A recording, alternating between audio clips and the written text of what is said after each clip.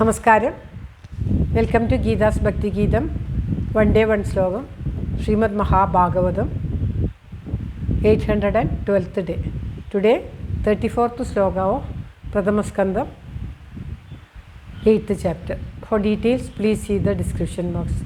ഗീതാസ് ഭക്തി ഗീതം, ഒരു ദിവസം ഒരു ശ്ലോകം. ശ്രീമദ് മഹാഭാഗവതം ഇന്ന് 812ാം ദിവസം. പ്രഥമസ്കന്ധത്തിലെ 8ാമത്തെ അധ്യായത്തിലെ 34ാമത്തെ ശ്ലോകം.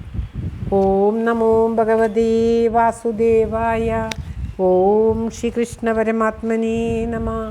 ഹരിശ്രീ ഗണപതയേ നമഃ.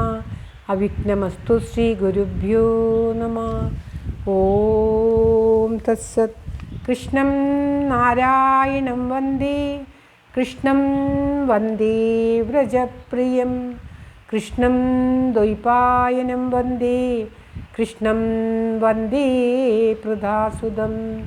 ശ്രീപരമാനന്ദനാഥനായ അദ്വൈതദീപമായി, മോക്ഷേക്ഷു വൃന്ദമന്ദാരമായി, കാരുണ്യവാരിധിയായി വിഭൂദേശനാം നാരായണൻ മമ മന്ദത മാറ്റണം. ഓം തത്സത്. ഓം അപരേ വാസുദേവസ്യ ദേവക്യാം യാജിതോഭ്യഗാത് അജസ്ത്വമസ്യ ക്ഷേമായ വദായ ജസുരദ്വിഷാം. ഓം തത്സത്.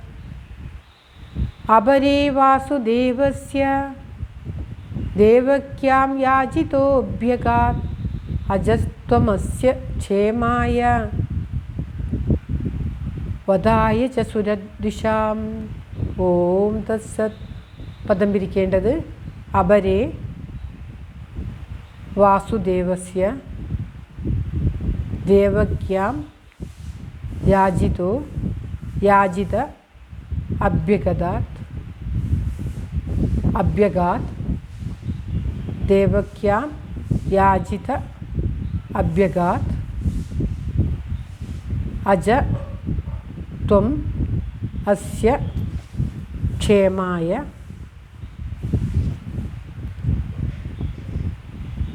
വദായ ച സുരദ്വിഷാം. ഇങ്ങനെയാണ് പദം പിരിക്കേണ്ടത്.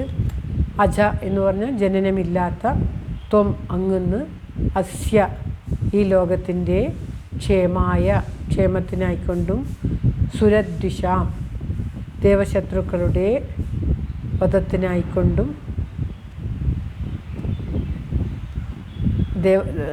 സുരദ്വിഷാം എന്ന് പറഞ്ഞാൽ ദേവശത്രുക്കളുടെ, വദായജ വധത്തിനായിക്കൊണ്ടും, യാജിത പ്രാർത്ഥിക്കപ്പെട്ടവനായിട്ട്, വസുദേവസ്യ വസുദേവൻ്റെ ഭാര്യയായ, ദേവക്യാം ദേവകിയിൽ, അഭ്യഗാത് അവതരിച്ചു, അപരേ ചിലർ, അതായത് മറ്റു ചിലർ. അപരേ മറ്റു ചിലർ. നേരത്തെ ചിലർ ഈ പർവ്വതത്തിൻ്റെ കീർത്തി വർദ്ധിപ്പിക്കുന്നതുമാതിരി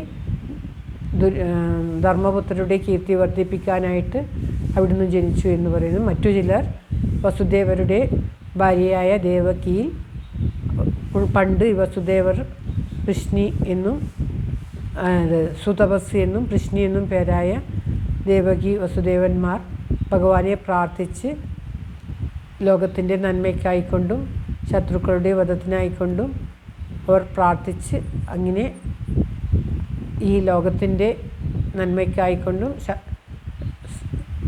മനുഷ്യരുടെ ശത്രുക്കളായിട്ടുള്ള, ദേവന്മാരുടെ ശത്രുക്കളായിട്ടുള്ള അസുരന്മാരെ വധിക്കുന്നതിനായിക്കൊണ്ടും വസുദേവ ഭാര്യയായ ദേവകിയിൽ അവതരിച്ചു എന്നും മറ്റു ചിലർ പറയുന്നു. ഓരോരുത്തരുടെയും അഭിപ്രായം കുന്തിദേവി എടുത്ത് പറയുകയാണ്. ചിലർ പറയുന്നു ധർമ്മപുത്രരുടെ കീർത്തി വർദ്ധിപ്പിക്കാനെന്ന്, ചിലർ പറയുന്നു ഈ ദേവകി ദേവിയിൽ, വസുദേവരുടെ ഭാര്യയായ ദേവകി ദേവിയിൽ അവർ പ്രാർത്ഥിച്ചത് പ്രകാരം ലോകക്ഷേമത്തിനായിക്കൊണ്ടും ദേവശത്രുക്കളായിട്ടുള്ള അസുരന്മാരെ വധിക്കാനായിക്കൊണ്ടും അവിടുന്ന് അവതരിച്ചതാണ് എന്ന് മറ്റു ചിലർ പറയുന്നു. ഓരോരുത്തരും അവിടുന്ന് ഭഗവാൻ ജനിക്കാനുണ്ടായ കാരണം ഇന്നതാണ് എന്ന് പറയുന്നു. ആർക്കും ശരിയായിട്ടുള്ള ഭഗവാന്റെ അവതാരോദ്ദേശ്യം, അല്ലെങ്കിൽ ഭഗവാൻ എന്തിനാണ് ഇങ്ങനെയൊക്കെയുള്ള ലീലകൾ ചെയ്യുന്നത് എന്ന് അറിയില്ല.